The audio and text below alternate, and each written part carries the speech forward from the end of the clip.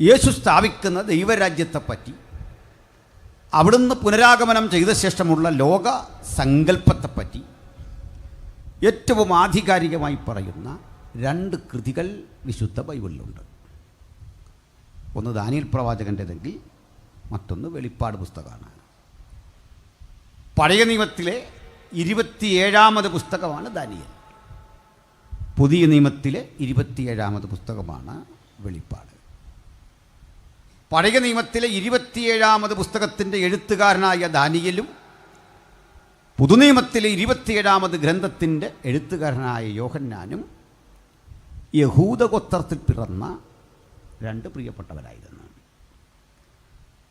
ഇവർ തമ്മിൽ കണ്ടിട്ടില്ല, ഇവർ തമ്മിൽ അറിഞ്ഞിട്ടില്ല.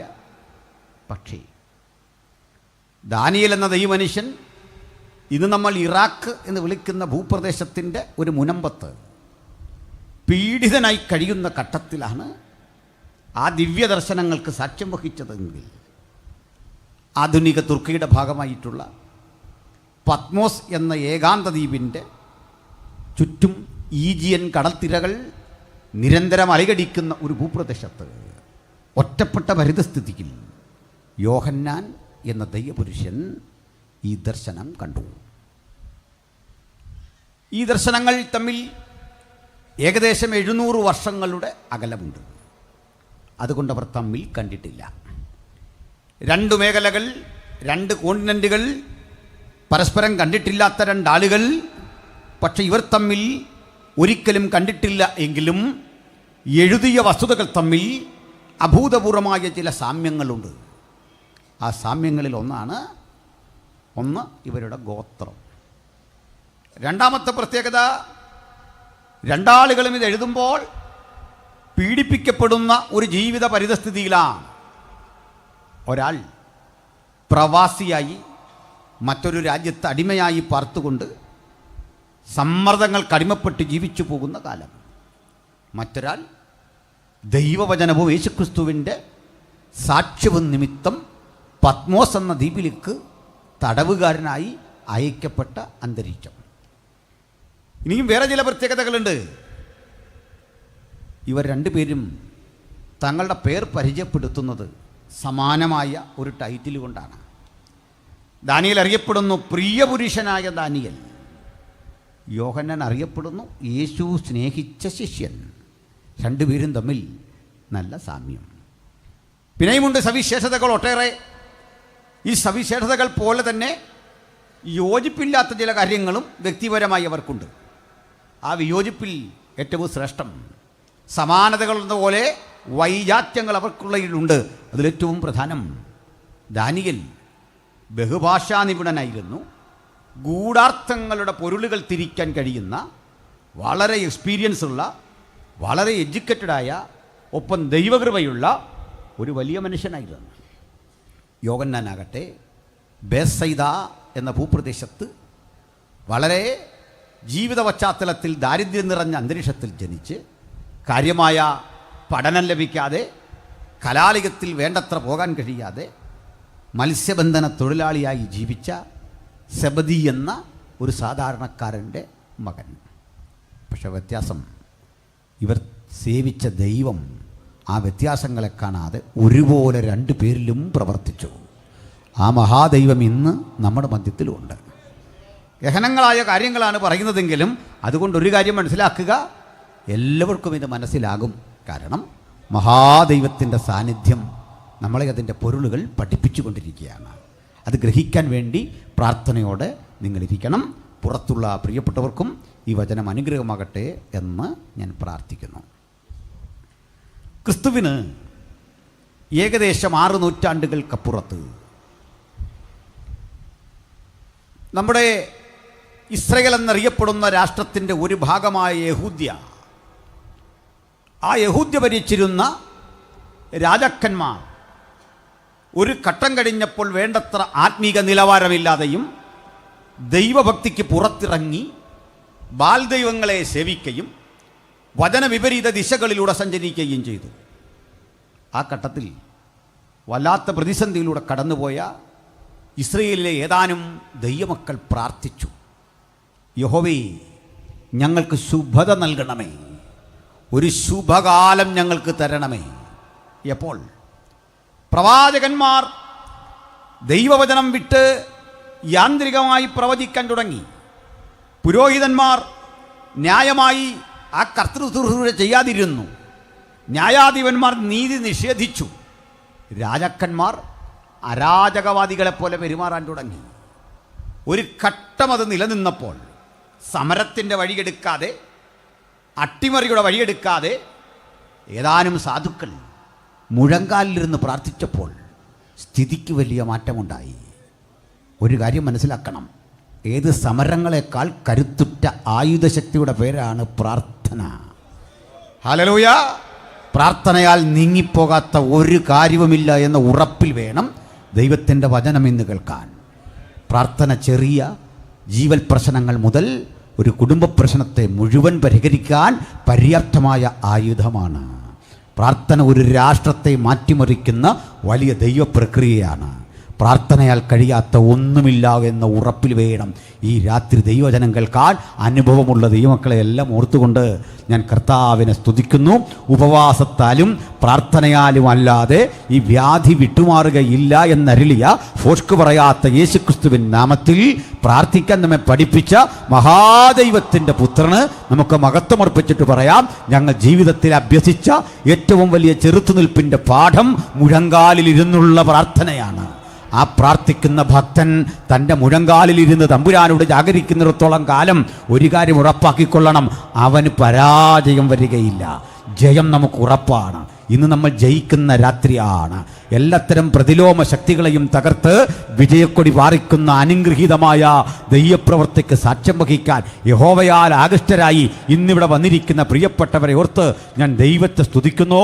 പ്രാർത്ഥന സ്ഫോടനാത്മകമായ ശക്തി കൊണ്ട് അന്തരീക്ഷത്തെ മുഴുവൻ മാറ്റിമറിക്കുമെങ്കിൽ ഇതാ ദൈവ സാന്നിധ്യം തലങ്ങും വിലങ്ങും അവിടുത്തെ ദൂതസഞ്ചയം നമുക്ക് മധ്യേ സഞ്ചരിച്ചുകൊണ്ട് തകർക്കാനാവാത്ത ഇരുട്ടിൻ്റെ കോട്ടകളെ തകർക്കുന്നു. ജയം യേശുവിൻ നാമത്തിൽ അവകാശപ്പെട്ടുകൊണ്ട് നമുക്ക് ഒരുമിച്ച് ഒരു കാര്യം ഉറപ്പാക്കാം, നാളുകളായി സമരം ചെയ്തുകൊണ്ട് ക്ഷീണിച്ച മനുഷ്യരെ പോലെയല്ല, രാജാവിനെ അട്ടിമറിക്കാൻ ശ്രമിച്ചിട്ട് പരാജയപ്പെട്ടവരെ പോലെയല്ല, മുഴങ്കാലിരുന്നവർ പ്രാർത്ഥിച്ചു, യഹോവേ ഞങ്ങൾക്ക് ശുഭത നൽകണമേ. ഹല്ലേലൂയ! ഈ പ്രാർത്ഥനയ്ക്ക് മറുപടി വന്ന ആ രീതി ഒരല്പം കട്ടിയ, ചിലർക്കതറിയില്ല. ദൈവം ഈ ദർശനത്തിൽ തരുന്നതും ജീവിതത്തിൽ സംഭവിക്കുന്നതും തമ്മിൽ വല്ലാത്ത പൊരുത്തക്കേടുണ്ട്. എന്താണ് പറയുന്നതെന്നാണല്ലേ? ദർശനത്തിൽ ദൈവം തരുന്നതും ജീവിതത്തിൽ സംഭവിക്കുന്നതും നമ്മൾ ഉദ്ദേശിച്ച വഴിക്കല്ല. യോസേഫ് ഒരു ദർശനം കണ്ടു. സൂര്യനും ചന്ദ്രനും 11 നക്ഷത്രങ്ങളും വീണ് നമസ്കരിക്കുന്നു. അപ്പനിത് കേട്ടിട്ട് പറഞ്ഞു, ഞാനും നിൻ്റെ അമ്മയും നിൻ്റെ സഹോദരങ്ങളും നിന്നെ നമസ്കരിക്കുമോ? അതിൻ്റെ പൊരുൾ പറഞ്ഞു കൊടുത്തു. ദർശനം എന്ന് കണ്ടോ, അന്ന് മുതൽ അവൻ വീട്ടിൽ അനഭിമതനായി. അടുത്തത് അവന് വേണ്ടി തുറക്കപ്പെടുന്ന ഒരു പൊട്ടക്കിണറാണ്. അടുത്ത ഘട്ടം പൊത്തിഫർ എന്ന ഭരണാധികാരിയുടെ വീട്ടിൽ അനുഭവിക്കുന്ന പ്രശ്നങ്ങളാണ്. ഇനി വരാനിരിക്കുന്നത് ജയിലാണ്. ഇതൊന്നും ദർശനത്തിൽ കണ്ടില്ല. ഇവിടെയാണ് നമ്മളെപ്പോലൊരു പരാജയം. നമ്മൾ നാളെ രാവിലെ രാജാവാകാൻ ശ്രമിക്കും, ഭരണാധികാരിയാകാൻ ശ്രമിക്കും. ദർശനം കാണുന്ന പോലെ ഈസി അല്ല അതിലേക്കുള്ള യാത്ര.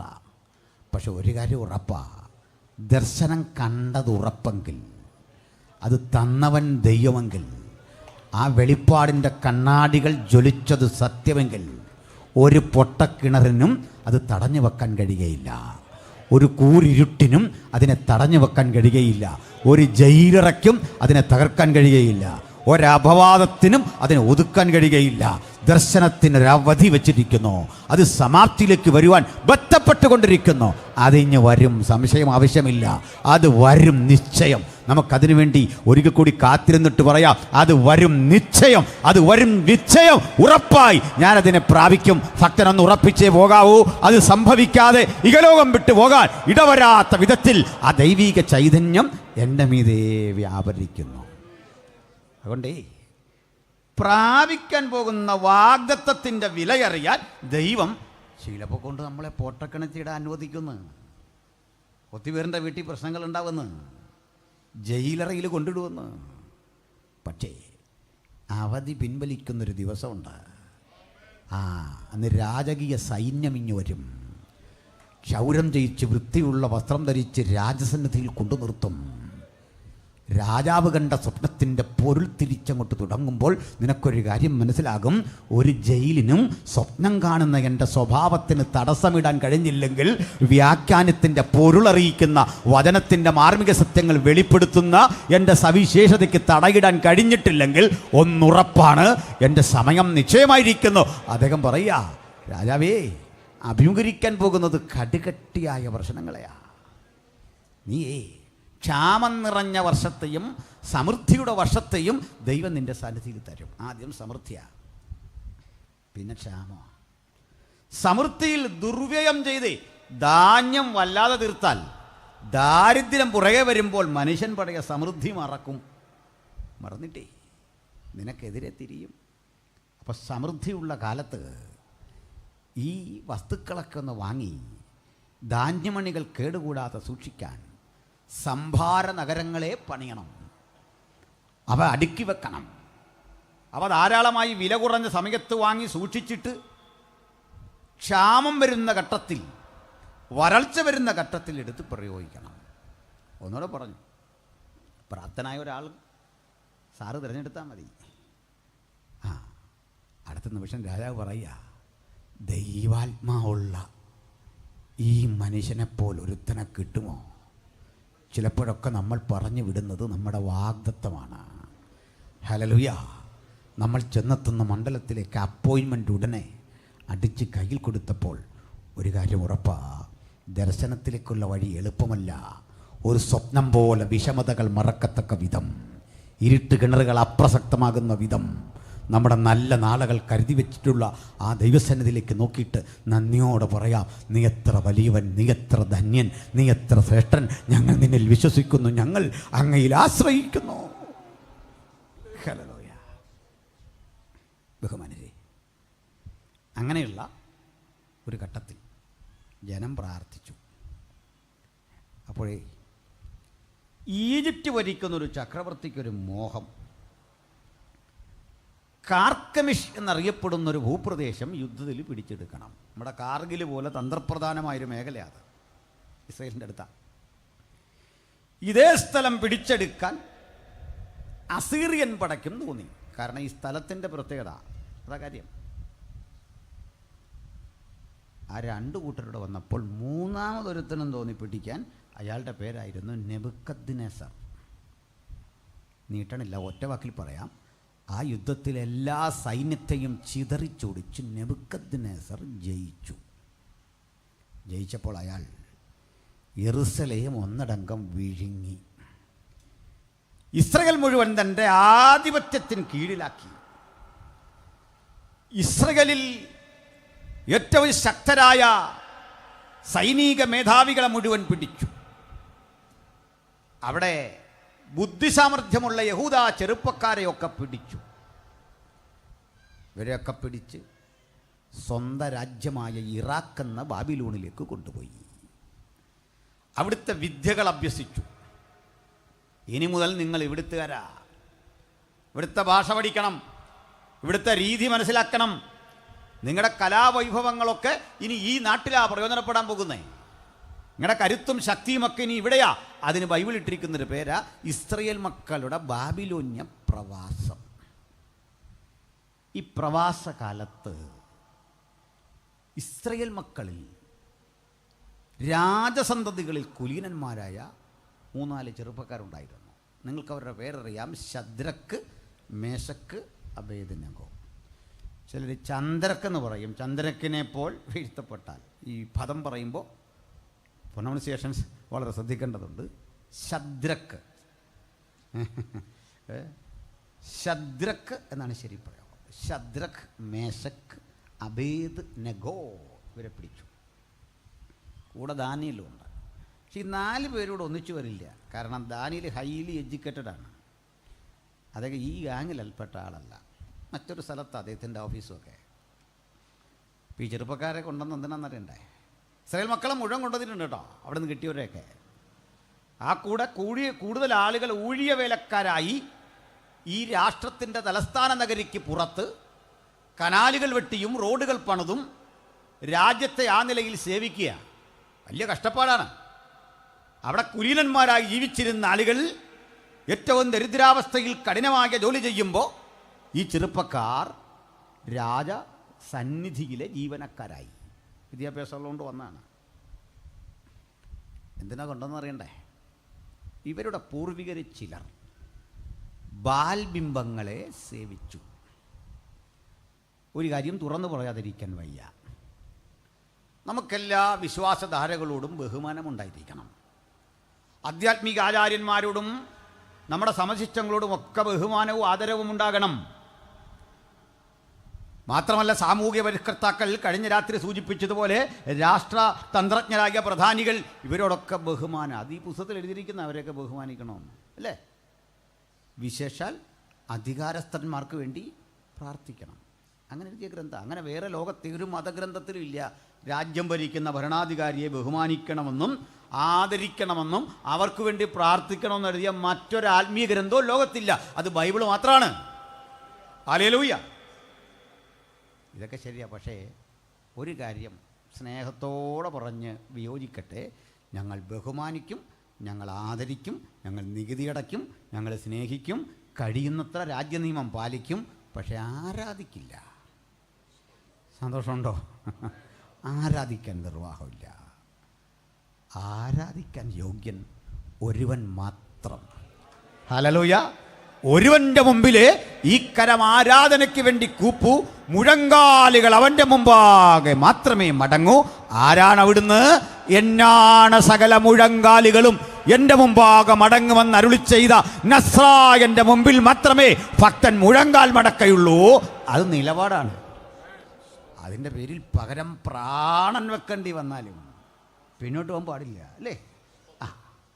അപ്പോൾ ഇവരുടെ പൂർവികർ ചിലർ രഹസ്യത്തിൽ ബാൽബിംബങ്ങളെ ആരാധിച്ചു, അശേരപ്രതിഷ്ഠകളെ നമസ്കരിച്ചു.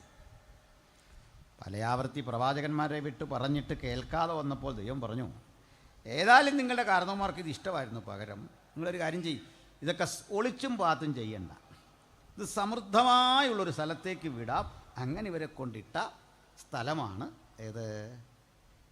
ബാബിലോൺ. ഇന്നത്തെ ഇറാഖ്. അവിടെ എത്തുമ്പോൾ അവിടെ ചെന്നിറങ്ങിയ ഒരാളും തിരിച്ചു വരാത്ത വിധത്തിലെ ആകർഷണീയമായ ചില സൗകര്യങ്ങൾ ചെയ്തു വച്ചു. അതായത് തടവിലൊന്നുമല്ല, അവിടെ വിട്ട് പോകാൻ തോന്നൂല. നമ്മുടെ കുട്ടികളൊക്കെ ഇവിടുന്ന് പഠിപ്പും വിദ്യാഭ്യാസമൊക്കെ കഴിഞ്ഞ് ഇംഗ്ലീഷ് സ്പീക്കിംഗ് കൺട്രീസിലേക്കാണ് പോകുന്നെങ്കിൽ ഒരു കാര്യം ഉറപ്പിച്ചോണം, അവരെങ്ങും തിരിച്ചിവിടെ വരാനൊന്നും പോകുന്നില്ല. ഇടയ്ക്കിടയ്ക്ക് നമ്മളെ കണ്ടിട്ട് നമ്മളുടെ ഇകലോകം വിട്ട് പോയി കഴിഞ്ഞാൽ, പപ്പയും മമ്മിയും പോയി കഴിഞ്ഞാൽ ഫോണിലൂടെ വിളിച്ച് ഈ വീട് വിൽക്കും, നമുക്ക് നാട്ടിലുള്ള ഭൂമിയൊക്കെ വിൽക്കും. അവരുടെ കുഴപ്പമില്ല. അത്തരം നാടുകളുടെ സംവിധാനം അങ്ങനെ അഡ്വാൻസ്ഡാണ്, ഒറ്റവാക്കി പറഞ്ഞു. അപ്പോൾ അത് പോകാതിരിക്കാൻ ഭരണകൂടം ചെയ്യേണ്ട ഒരു കാര്യം, സ്വസ്ഥമായി ജോലി ചെയ്യാനും പ്രവർത്തിക്കാനും ഒക്കെ ഉള്ള സൗകര്യം ഇവിടെ ഉണ്ടാക്കണം. അത് സ്വപ്നം കാണാനേ നമുക്കിപ്പോൾ പറ്റുള്ളൂ ഇപ്പോഴത്തെ ഒരു സാഹചര്യത്തിൽ അല്ലേ? നമ്മൾ ഉദ്ദേശിക്കുന്നതൊന്നും എളുപ്പമല്ല. ഇവരും ഇതുപോലെ ഈ ഇറാഖിലെ ബാബിലോന്യ പട്ടണം ആകർഷണീയമാക്കി, ഒരുത്തനും പോകാത്ത വിധം ആകർഷണീയമാക്കി. നിങ്ങളും ഞാനും ആണെങ്കിലും അവിടുന്ന് തിരിച്ചു വരത്തില്ല. വരുമോന്നൊന്ന് ആലോചിക്കാം. ഈ ടി വി ഒന്നും സർവ്വസാധാരണമല്ലാതിരുന്ന കാലത്ത് കുട്ടികൾ അടുത്ത വീട്ടിൽ പോയി ടി വി കാണും അല്ലേ? അപ്പം ഞങ്ങളുടെ ഒരു കാരണവരുണ്ട്, പുള്ളിക്കാരൻ അവിടുത്തെ പയ്യൻ കൊച്ചുമോൻ അടുത്ത വീട്ടിൽ പോയി ക്രിക്കറ്റ് കാണുന്നു, വരുന്നില്ലെന്ന് പറഞ്ഞ് പുള്ളിക്ക് ഈ ക്രിക്കറ്റിന് കേൾക്കുമ്പോഴേ അരിശമാണ്. പുള്ളി വടിയൊക്കെ എടുത്തുകൊണ്ട് പതുക്കെ ചെന്ന് പുള്ളി ഈ കളി അങ്ങ് പഠിച്ചു. പുള്ളിക്ക് സച്ചിനെയും ഗാംഗുലിയും എല്ലാം ഭയങ്കര ഇഷ്ടമായി. പിന്നെ ഈ പുള്ളിയെ തിരിച്ചു കൊണ്ടുവരാൻ വേണ്ടി അമ്മച്ചി പോകേണ്ടി വന്നു. ഭാഗ്യത്തിന് അമ്മച്ചിക്ക് ഈ കളി മനസ്സിലായില്ല. അതുകൊണ്ട് പിടിച്ചുകൊണ്ട് പോകുന്നു. അല്ലേ അമ്മച്ചിയും കൊണ്ട് അവിടെ തങ്ങിയേനെ. കാരണം എന്താ, ചിലതരം കാര്യം അങ്ങനെയാണെന്ന്. ഈ ചീട്ടുകളിൽ നിന്ന് പിന്തിരിപ്പിക്കാൻ പോയാൽ ചീട്ടുകളിൽ പഠിക്കുന്ന ചിലർ അല്ലേ, അങ്ങനെയൊക്കെയാണ്. ഇതുപോലെ ബാബിലോൺ എന്താണെന്ന് ഞാൻ പറയാം. നമ്മൾ ഒരുമിച്ച് അവിടേക്ക് പോയാൽ തിരിച്ചു വരുന്ന എത്ര പേരുണ്ടെന്നും ഇനി സങ്കല്പിക്കണം. എല്ലാ ഹൃദയവും ആ ഏകാഗ്രതയോടെ എനിക്ക് തരണം.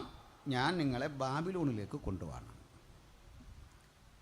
ചരിത്രപ്രസിദ്ധമായ യൂഫ്രട്ടീസ് നദിക്ക് അക്കരയും ഇക്കരയുമായി വ്യാപിച്ച് കിടക്കുന്ന ഒരു ക്യാപിറ്റൽ സിറ്റിയുള്ള സാമ്രാജ്യ തലസ്ഥാന നഗരിയാണ് ശരിക്കും സിറ്റി ഓഫ് ബാബിലോൺ. നാടിൻ്റെ പേര് ബാബിലോൺ, ക്യാപിറ്റൽ സിറ്റിയുടെ പേരും ബാബിലോൺ. സിറ്റി ഓഫ് ബാബിലോൺ അഥവാ ബാബിലോന്യ പട്ടണം എന്നറിയപ്പെടുന്ന അവരുടെ ക്യാപിറ്റലിൻ്റെ പ്രത്യേകത പറയാം. 14.5 മൈൽ നീളത്തിൽ 14.5 മൈൽ വീതിയിൽ ഒരു സമചതുര പട്ടണം. ഒത്ത നടുവിലൂടെ സ്വച്ഛന്തമൊഴുകുന്ന യൂഫ്രട്ടീസ് നദി.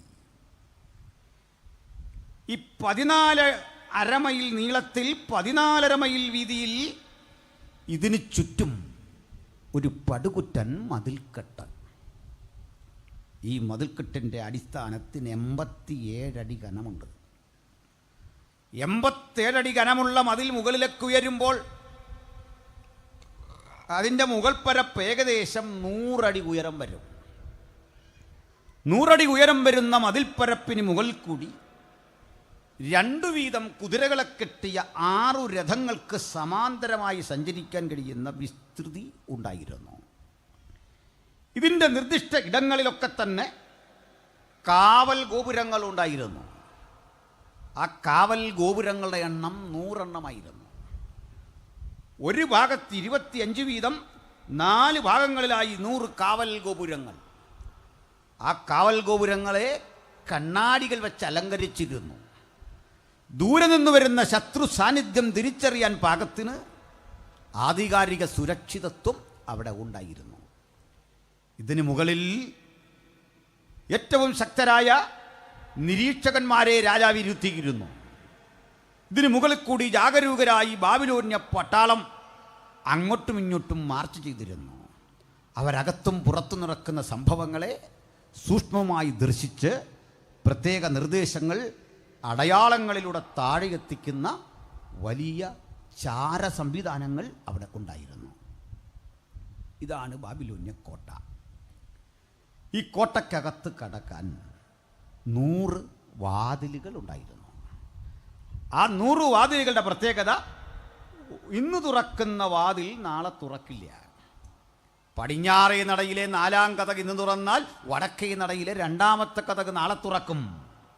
ഏത് കതക് എപ്പോൾ തുറക്കുമെന്ന് രാജാവിനും അടുത്ത അനുചരനും മാത്രമേ അറിയൂ. അത്ര സുരക്ഷിതത്വമുള്ള ഒരു കോട്ട. ഈ കോട്ടയ്ക്കകത്തേക്ക് കടക്കാൻ ഈ 100 കതക് കൂടാതെ ഒരു പ്രധാന പ്രവേശന കവാടം. ആ പ്രധാന പ്രവേശന കവാടം താമ്രപാളികൾ നിരത്തി സ്ക്രൂ ചെയ്ത് അങ്ങനെ നിർമ്മിച്ചതാണ് ആ വാതിൽ. സ്പ്രിങ് ആക്ഷനുള്ള കതകാണ്. മനുഷ്യൻ തള്ളിയാൽ തുറക്കില്ല, വലിച്ചാൽ തുറക്കില്ല. പരിശീലനം സിദ്ധിച്ച ആനകൾ കെട്ടിവലിച്ചാൽ മാത്രം തുറക്കുന്ന കതക്. ഇരുമ്പ് കൊണ്ട് നിർമ്മിച്ച ഓടാമ്പൽ. ചുരുക്കി പറഞ്ഞാൽ സുശക്തമായൊരു കോട്ട. ഒരു പക്ഷിയും കുറുകെ പറക്കാത്ത സുരക്ഷിതത്വം.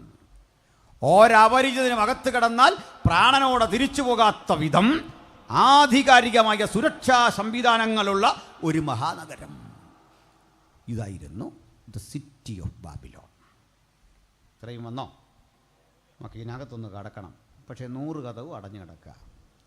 പ്രധാന പ്രവേശന കവാടം തുറക്കും എപ്പോഴെന്നറിയണ്ടേ?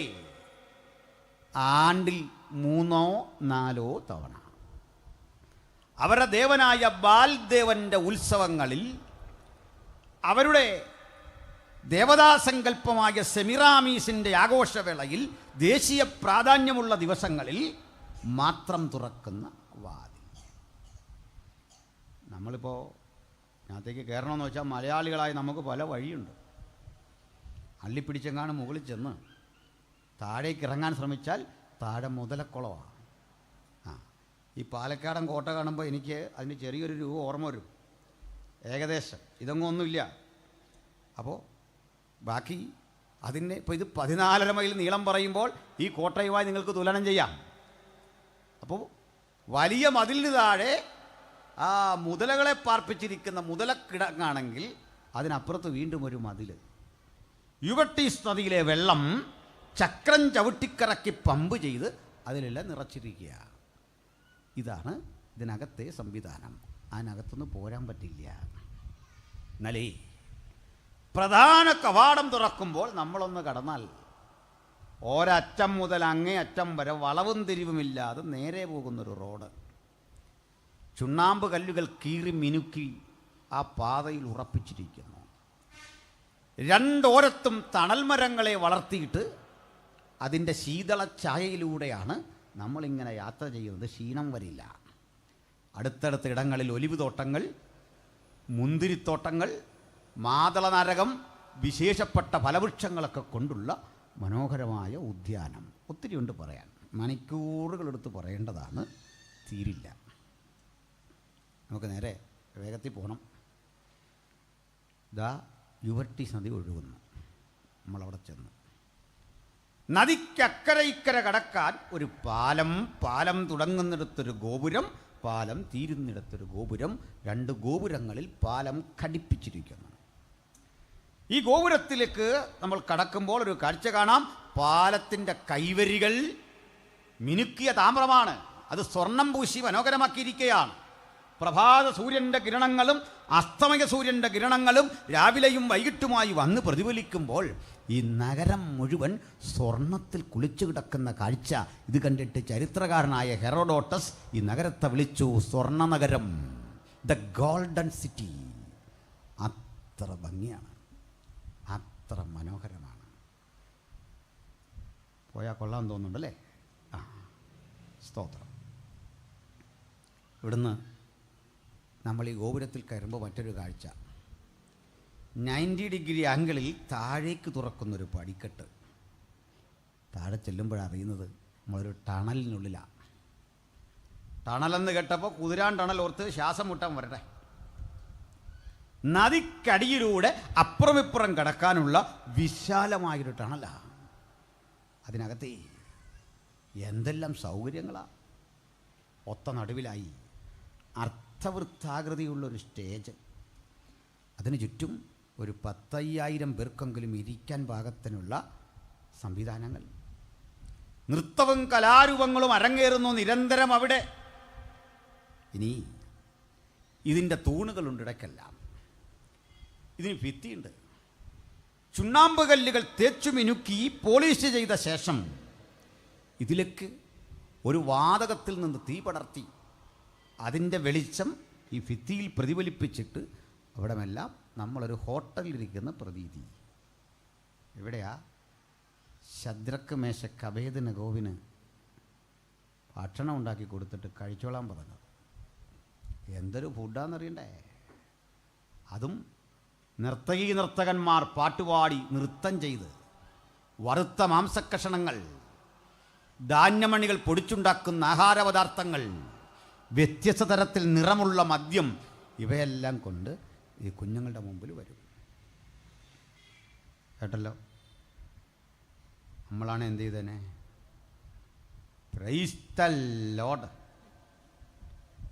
വടക്കഞ്ചേരി കിട്ടാത്ത എനിക്ക് ബാബിലോണിൽ കിട്ടിയെന്ന് പറഞ്ഞ് അടിച്ചു കളയും. ചിലരുടെ ധാരണ ഇതാ ഈ അനുഗ്രഹം എന്നാണ്. ചില സുവിശേഷം പറഞ്ഞാൽ ഇതാ കിട്ടുന്ന കാര്യം ഈ പറയുന്നതല്ല. യേശു ക്രൂശിക്കപ്പെട്ട കാര്യം പറയില്ല, യേശുവിൻ്റെ രക്തത്താലുള്ള രക്ഷ പറയില്ല. അവരുടെ കുഴപ്പമില്ല കേട്ടോ. അങ്ങനെയും പറയാൻ ബൈബിളിൽ പ്രമാണമുണ്ട് കേട്ടോ. ബൈബിളിൽ പ്രമാണമല്ല, ബൈബിളിലൊരു ഇൻസിഡൻ്റ് ഉണ്ട്. ചിലരെ രോഗസൗഖ്യം, വീടിൻ്റെ കടം, ബുദ്ധിമുട്ട്, അങ്ങനെയുള്ള കാര്യം മാത്രം പറയുന്നത് കേൾക്കുമ്പോൾ മനസ്സിലായിക്കൊള്ളണം, അതും ബൈബിളിലുണ്ട്. ഒരാൾ പറയുന്നുണ്ട് ശരീരരക്ഷ. ക്രൂശിൽ കിടക്കുന്ന കള്ളന്മാരിൽ ഒരുത്തൻ പറഞ്ഞ് ഞങ്ങൾ കേട്ടായിരുന്നു, നീ ദൈവപുത്രനാണെങ്കിൽ ക്രൂശിൽ നിന്ന് ഇറങ്ങണം, നിന്നെ തന്നെ രക്ഷിക്കണം, ഞങ്ങളെയും രക്ഷിക്കണം. മനസ്സിലായില്ലേ? അവനുദ്ദേശിച്ച രക്ഷ എന്താ? ശരീരരക്ഷ. ഈ മുറിവുണങ്ങണം, ക്രൂശിൻ്റെ അനുഭവം മാറണം. സത്യത്തിൽ അവൻ കഴിവില്ലാത്ത ഒരാളല്ല, എനിക്ക് തോന്നുന്നു ഇവൻ ഏതോ മന്ത്രിയുടെ പ്രൈവറ്റ് സെക്രട്ടറി ആയിരുന്നു തോന്നുന്നു പണ്ട്. ഇത്രയും നല്ല ഐഡിയ. എന്താ ഐഡിയ പറഞ്ഞു കൊടുത്തേ? നീ ആദ്യം രക്ഷപ്പെടണം സാറേ, ഞങ്ങളെയും കൂടെ ഒന്ന് രക്ഷിക്കു സാറേ. ഇയാൾ പറഞ്ഞത് കേട്ടിരുന്നെങ്കിൽ, യേശു ക്രൂശിൽ നിന്ന് ഇറങ്ങിയിരുന്നെങ്കിൽ, നേരാണല്ലോടെ കൊച്ച നീ പറഞ്ഞേ, ഇതേ ഞാൻ ഇറങ്ങുന്നു, ഇറങ്ങ്, 3 പേരൂടെ ആ തെരുവീതിലൂടെ പോയാൽ മതി, പീലാത്തോസ് അന്ന് രക്ഷിക്കപ്പെടും. വൻ ജനാവലി വരും, ധാരാളം ആളുകൾ കേൾക്കും. നല്ല ഐഡിയ ഉള്ള കള്ളനാണ്, നിസാര പുള്ളിയല്ല. ഈ കള്ളൻ്റെ കൊച്ചുമക്കൾ ഇപ്പോഴും സുവിശേഷം പറയാറുണ്ട് കേട്ടോ.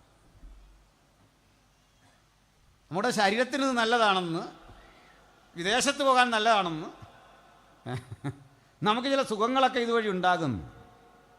അപ്പുറത്ത് കിടക്കുന്നവൻ കള്ളനാണെങ്കിലും പറഞ്ഞു, ഇത്രയൊക്കെ ജീവിച്ചില്ലേ, ചെയ്യാവുന്ന കൊള്ളയൊക്കെ ഞാൻ ചെയ്താ മടുത്തു. ഈ മരണം പോലും എൻ്റെ കുറ്റകൃത്യത്തിന് തത്തുല്യമല്ല. പക്ഷേ നിൻ്റെ രാജ്യം വരുമ്പോൾ നീ അടിയനെ ഓർക്കണം. മറ്റവൻ്റെ വചനം കേട്ടിട്ട് പറഞ്ഞു, എന്താ പറഞ്ഞത്? ഇവൻ ചെയ്യുന്ന എന്തെന്നറിയായിക്കാൻ അവനോട് ക്ഷമിക്കണം. ഇപ്പോഴും കർത്താവ് ഇത് പറയുന്നുണ്ട്, അവനോട് ക്ഷമിക്കണമെന്ന്. അപ്പോഴും നമ്മൾ പറഞ്ഞു അവിടെ ഭയങ്കര ആളാ, IPC 4-5 പേരേ ഉള്ളൂ, ചർച്ച കൂടി കുറവാന്ന് പറഞ്ഞാൽ ആ പറയുന്നവൻ്റെ കാര്യം കേട്ടിട്ട് അവനോടും കൊനെക്കുറിച്ചും പറയണം, അവനോട് ക്ഷമിക്കണോ.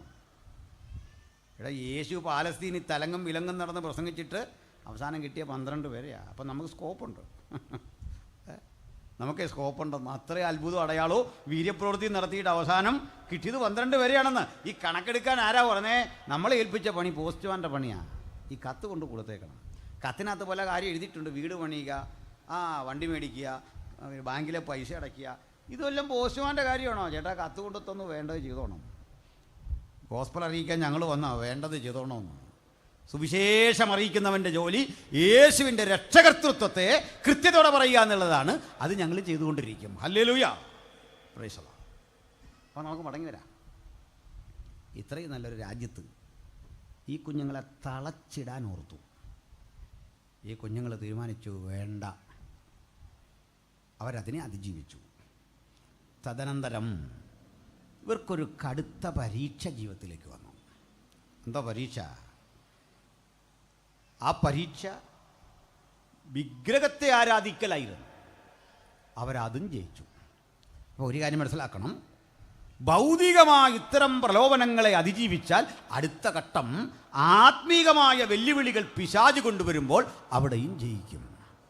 എവിടെങ്കിലും തോറ്റുപോയെങ്കിൽ ഇന്ന് നമുക്ക് ജയാളിയായവൻ കൂടെയുണ്ട്. എവിടെയും പരാജയപ്പെടാത്ത ഒരുവനെ നമ്മുടെ മുമ്പിലുള്ളൂ, അത് കർത്താവായ യേശു ക്രിസ്തുവാണെങ്കിൽ അങ്ങാണ് ഞങ്ങളുടെ ഗുരു, അങ്ങാണ് ഞങ്ങളുടെ മാർഗദർശനം. ഒന്നിനു മുമ്പിൽ തലകുനിക്കാത്ത അജയ്യതയുടെ പേരാണ് ക്രിസ്തു.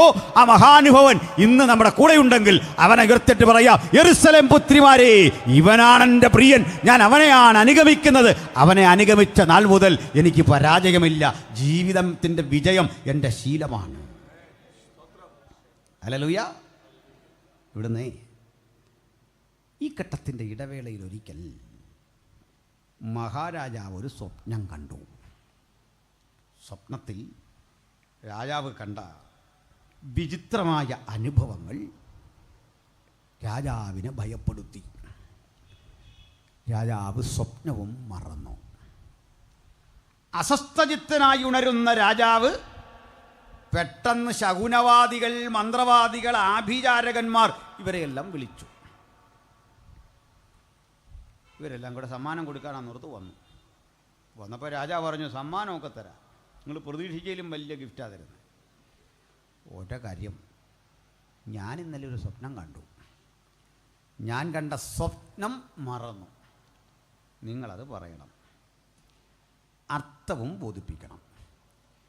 ഈ സ്വപ്നം പറയുമ്പോൾ ഞങ്ങൾക്ക് മനസ്സിലാകും അതിൻ്റെ അർത്ഥമെന്തെന്നത് കൃത്യമാണെന്നും ഞങ്ങൾക്ക് മനസ്സിലാവും. അർത്ഥം മനസ്സിലാകും എന്ന് പറഞ്ഞ ഘട്ടത്തിൽ ഇവന്മാർ പറഞ്ഞു, അതേ, ഇന്ന് വരെ ഒരു ശകുനവാദിയോടും രാജാവ് ഇങ്ങനെ പറഞ്ഞിട്ടില്ലല്ലോ. പകരം സ്വപ്നം പറഞ്ഞാൽ അർത്ഥം പറയാം. അപ്പോൾ സ്വപ്നം പറഞ്ഞാൽ നമ്മൾ നോക്കിയാലും ചില അർത്ഥം പറയാം അല്ലേ? ഒത്താലൊക്കട്ടെന്നോർത്ത് ഒരർത്ഥം പറയത്തില്ലേ? പറയാം. ഒത്താലൊക്കട്ടെ, ഇതെല്ലാം അങ്ങനെയൊക്കെ തന്നെയാണ്. ഞാനതിന് ഒരു ഉദാഹരണം പതിവായി പലയിടത്തും പറഞ്ഞ് നിങ്ങൾ കേട്ടിട്ടുള്ളതായിരിക്കും. ഇന്ത്യ പണ്ട് ഈ ബ്രിട്ടീഷുകാർ ആക്രമിച്ചു വരിക, ചിലപ്പോഴൊക്കെ നമ്മൾ ഈ ട്രാക്കി കൊടുക്കാനൊക്കെ പോകുമ്പോൾ ചില സഹോദരന്മാർ നമ്മളെക്കുറിച്ച് പറയാറുണ്ട്, നമ്മൾ ബ്രിട്ടീഷുകാരുടെ പക്ഷമാണ്. ബ്രിട്ടീഷുകാരുടെ പക്ഷത്തുള്ള ആരെങ്കിലും ഒന്ന് കൈ ഉയർത്തി. വളരെ നല്ലത്. നമ്മൾ ഇന്ത്യക്കാരാ, ശരിയാണോ? നമ്മൾ ബ്രിട്ടീഷ് പക്ഷമൊന്നുമല്ല. അങ്ങനല്ല, ഈ ബ്രിട്ടീഷുകാരുമായിട്ട് നമുക്കെന്താ ബന്ധം? നമുക്ക് വലിയ ബന്ധമൊന്നുമില്ല. എല്ലാ ഇന്ത്യക്കാർക്കും ഉള്ള പോലുള്ള അനുഭവങ്ങളെ നമുക്കും ഉള്ളൂ. ക്രൈസ്തവരായി നമുക്ക് മാത്രമായിട്ട് വല്ല ബന്ധമുണ്ടോ? ഞാനതിന് ചെറിയ ചരിത്രം പറഞ്ഞിട്ട് വരാം. ബ്രിട്ടീഷുകാർ ഇന്ത്യയിലേക്ക് വരുമ്പോൾ ഇന്ത്യ 700ഓളം നാട്ടുരാജ്യങ്ങളായിരുന്നു, പ്രിൻസ്ലി സ്റ്റേറ്റ്. എത്ര എണ്ണ? 700ഓളം നാട്ടുരാജ്യം. നമുക്ക് കേൾക്കണം. അതിൽ പേര് കൊണ്ടെങ്കിലും ക്രിസ്ത്യാനിയായിരുന്ന ഒരാളേ ഉള്ളൂ, ഒരാൾ. രാജാവിൻ്റെ പേര് കേട്ടാൽ ചിരി വരും. വില്ലാർവട്ടം തോമാ രാജാവ്, മലയാളിയാണ്. നമ്മുടെ 5 തെങ്ങ് മണിവർണ്ണം എന്നൊക്കെ പറയുന്ന ആ സ്ഥലത്ത്, കൊല്ലം ജില്ലയുടെ ഭാഗമാണ്, അവിടെ ജീവിച്ചിരുന്ന ഒരു നാട്ടുരാജാവായിരുന്നു ഇദ്ദേഹം. ബാക്കിയെല്ലാം തദ്ദേശീയരായ ഹിന്ദുക്കളോ മുഗളന്മാരുടെ പിൻഗാമികളോ ഒക്കെ ആയ രാജാക്കന്മാരാണ്. ഒരാളേ ഉള്ളൂ രേഖാമൂലം. അപ്പോൾ ഈ നാട്ടുരാജാക്കന്മാർ തമ്മിലടിക്കും. അപ്പോൾ സിറാജുദ്ദൗളയെ തോൽപ്പിച്ചുകൊണ്ട് British East India company Bengal വഴി ഇഞ്ഞ് കയറി. അങ്ങനെ ശക്തിപ്പെട്ടിരിക്കുന്ന ഘട്ടത്തിൽ ഈ നാട്ടുരാജാക്കന്മാർ തമ്മിലടിക്കുമ്പോൾ ഇവരിൽ ഒരുവൻ തോൽക്കും എന്ന് ഉറപ്പായാൽ ഇവർ ഈ ബ്രിട്ടീഷ് ഈസ്റ്റ് ഇന്ത്യ കമ്പനിയോട് പറയും, സാറേ ഞങ്ങളെ ഒന്ന് രക്ഷിക്കണം. അപ്പോൾ അവർ പറയും, ഞങ്ങൾ വരാം, പകരം നിങ്ങൾ കപ്പം തരണം, ഞങ്ങൾക്ക് ഇന്ന സൗകര്യം ചെയ്തു തരണം.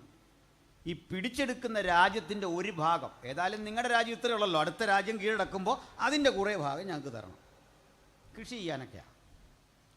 അതിനെന്താ, അടുത്തവൻ്റെ രാജ്യം ആക്രമിച്ച് കീഴടക്കുമ്പോൾ പകുതി ഇവനും കിട്ടും, പകുതി ബ്രിട്ടീഷുകാരനും കിട്ടും. അവർ തയ്യാറാവും. മറ്റവൻ ആദ്യം ഒരു സന്ദേശം അയക്കും, കീഴടങ്ങണം. അവൻ സമ്മതിക്കുകയില്ല, പോരാടാൻ തീരുമാനിക്കും. കീഴടങ്ങിയാൽ ഒരു ചെറിയ രാജാവൊക്കെ ആയിട്ട് കൂട്ടും, പക്ഷേ കമ്പനി പറയുന്ന പോലെ പോക്കോണം, കമ്പനിക്ക് കീഴിലെ ഒരു രാജാവാണ്.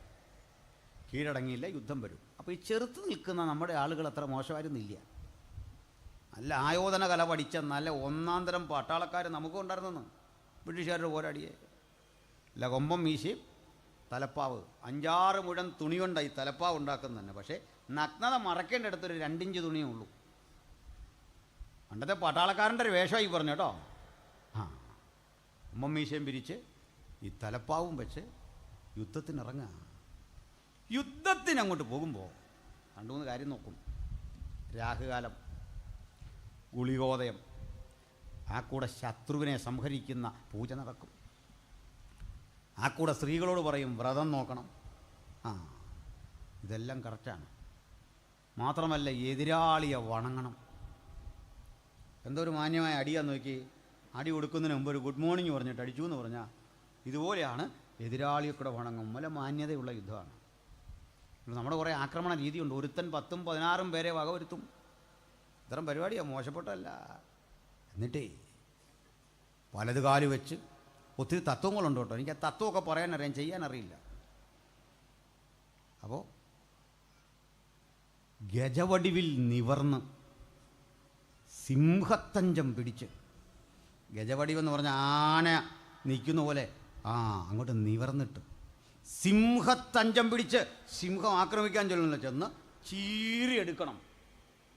സംഗതിയെല്ലാം കറക്റ്റായിരുന്നു. പക്ഷേ ഈ ഗജവടിവ് എന്താ, സിംഹത്തഞ്ചം എന്താ, രാഹുകാലം എന്താണെന്നറിയാത്ത സായിപ്പ് തോക്കെടുത്ത് കാച്ചി. മനസ്സിലായോ? അയാൾക്കറിയത്തില്ല ഇതെന്തോ ഗുളികനെ ഉദിച്ചെന്ന് പറഞ്ഞാൽ എന്താ, ഇതൊന്നും അറിയില്ല. അവൻ ഒറ്റ പരിപാടി തോക്കെടുത്തിട്ട് പറഞ്ഞു ഫയർ, അറ്റാക്ക്, വെച്ച് കാച്ചിക്കളഞ്ഞു. ഇന്ത്യ മുഴുവൻ അവൻ്റെ കയ്യിലിരുന്നു. എല്ലാം മനസ്സിലായോ? മനസ്സിലാക്കിക്കോ. അപ്പം ഇന്ത്യ ആരാ കൊടുത്തേ? നമ്മളാരാണ്ടാ? മനസ്സിലാകുന്നുണ്ടോ? മനസ്സിലാകുന്നില്ല എങ്കിൽ പറയാം. പണ്ട് ഈ ഇന്ത്യ കൊടുത്തവൻ്റെ കൊച്ചുമോനാ നമ്മൾ ഈ പരസ്യവും നടത്തുമ്പോൾ വന്നേച്ച് പറയുക നിങ്ങൾ ബ്രിട്ടീഷുകാരുടെ കൂടാണ്. പോയി ചരിത്രം പഠിക്കടാ ആദ്യം. നീ കാര്യം പഠിച്ചിട്ട് ഇങ്ങോട്ട് പോ, ഞങ്ങൾ പറഞ്ഞുതരാം. കഥ അങ്ങനൊന്നും അല്ലെന്നേ, സംഭവം അങ്ങനൊന്നും അല്ലെന്നേ. ഇതുപോലെ രാഹു കേതു ഒക്കെ നോക്കുന്ന പ്രശ്നക്കാരെ മുഴുവൻ വരുത്തിയിട്ട് പറഞ്ഞു, സ്വപ്നത്തിൻ്റെ അർത്ഥം പറ, വ്യാഖ്യാനം പറ. കൊടുക്കും. സ്വപ്നത്തിൻ്റെ അർത്ഥവും വ്യാഖ്യാനം പറയാതെ വിഷമിച്ചപ്പോൾ രാജാവ് പറഞ്ഞു, തല കളഞ്ഞേക്കാൻ പറഞ്ഞു. അന്നമ്മ ആ ബോർഡ് എഴുതി വെച്ചതിൻ്റെ വിഷമം. ഭാവി പറയും, ഭൂതം പറയും, വർത്തമാനം പറയും. വർത്തമാനം മാത്രമേ അവിടെ ആകെ നടക്കുന്നുള്ളൂ, അതുപോലും ശരിക്കറിയത്തില്ല. കുപ്പക്കുന്നാക്കിയേക്കാൻ പറഞ്ഞു. മുനിസിപ്പാലിറ്റി വേസ്റ്റ് മുഴുവൻ അവൻ്റെ വീട്ടിൽ കൊണ്ട് തട്ടാൻ, അടിച്ച് നിരത്താൻ പറഞ്ഞു.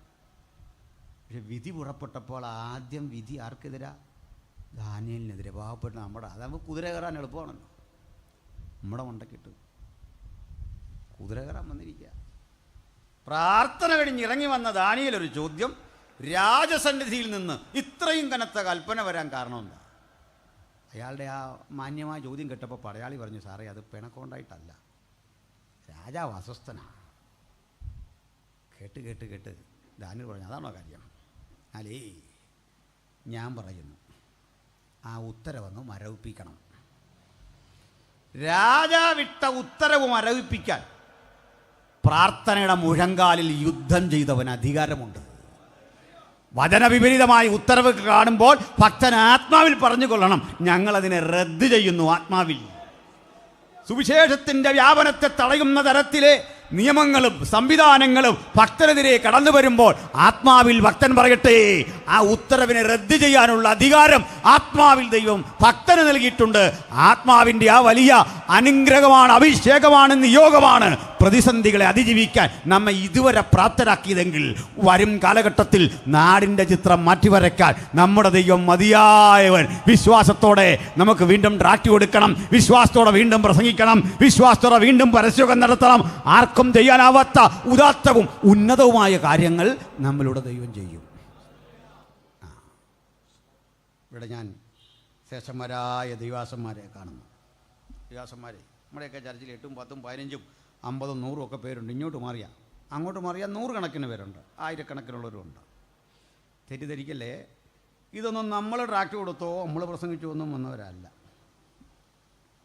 നമ്മുടെ പൂർവികർ ഈ ബൈബിളൊന്ന് വെക്കാൻ സൗകര്യമില്ലാതെ, ഒരു ചായ കുടിക്കാൻ സൗകര്യമില്ലാതെ, കല്ലീറ് കൊണ്ടും വേദനിച്ചും ഇതുവഴി തലങ്ങും വിലങ്ങും നടന്നു. അന്നവർ വിതച്ചത് കൊയ്യാനാ നമ്മളെവിടെ വിട്ടിരിക്കുന്നത്. അതുകൊണ്ട് ഉത്തരവാദിത്തമില്ല ഇരിക്കണ്ട. ഇന്നീ ചെയ്യുന്നതിൻ്റെയൊക്കെ പ്രതിഫലം അത് കൊയ്തെടുക്കാൻ ഒരു പുതുതലമുറ ഈ പെരുവഴിയിലൂടെ വരും. ഉറപ്പാക്കി വെച്ചിട്ടേ പോകാവൂ. ഈ യോഗത്തിൻ്റെ ഗുണം ഇന്നല്ല, അതിൻ്റെ ഫലം കൊയ്യാൻ ഒരു പുതുതലമുറ ഇതുവഴി വരുമെന്ന് വിശ്വാസത്താൽ കണ്ടിട്ട് ഭക്തൻ പൂർവികർ ചെയ്ത ആ മനോഹരമായ അനുഭവങ്ങൾക്ക് നന്ദി പറഞ്ഞിട്ട് നിരാശയില്ലാതെ പറയാ, എൻ്റെ പിതാക്കന്മാർ ഇവിടെ വിതച്ച വചനമിത ഫലം കായ്ച്ചിരിക്കുന്നു. അത് കൊയ്തെടുക്കുമ്പോൾ ഒരു കാര്യം ഉറപ്പ്, വിശ്വാസത്താൽ അത് വിതയ്ക്കുന്നൊരു പുതുതലമുറയുടെ ഭാഗമാക്കി അടിയനെയും നിയോഗിച്ചത് കൊണ്ട് സ്തോത്രം, സ്തോത്രം, സ്തോത്രം. ഹല്ലേലൂയ. അങ്ങനെ ദാനിയേൽ പറഞ്ഞത് നിർത്ത്. ദാനിയേൽ പറഞ്ഞതുപോലെ ഉത്തരവ് മരവിപ്പിച്ചു. ദാനിയേൽ അങ്ങ് ചെന്നു. രാജാവ് എൻ്റെ മുമ്പിൽ വണങ്ങിയിട്ട് പറഞ്ഞു, രാജാവേ, നീ കണ്ട സ്വപ്നം ഒരു വലിയ ബിംബം, സമ്മിശ്രലോഹ ബിംബമാണ്.